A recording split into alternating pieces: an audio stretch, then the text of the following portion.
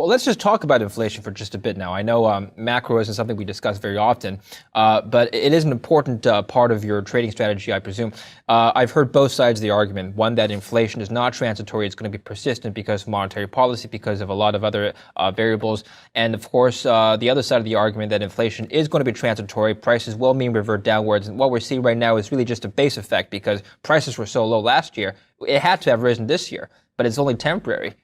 What do you think?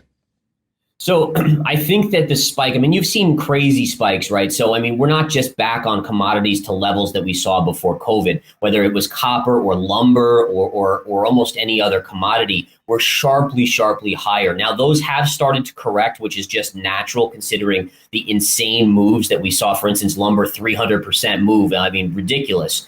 But my guess is this, is you're going to see 5-6% inflation potentially in the near term. It will come back down, but I do not think it's going to come back to that goalpost for the Fed of 2%. And I think the Fed, again, based on what Bullard said this morning and even what Jerome Powell was hinting at in his conference on Wednesday, you have to think that they're starting to realize that longer term inflation may be 3%, 3.5%, maybe even 4%, which means they need to get on the ball and start tightening things. I'm surprised, honestly, they're still buying 120 billion in bonds, mortgage-backed securities. I mean, the housing market certainly doesn't need that, considering the bubble building and housing market. And they're helping that bubble. They're creating and pushing that thing.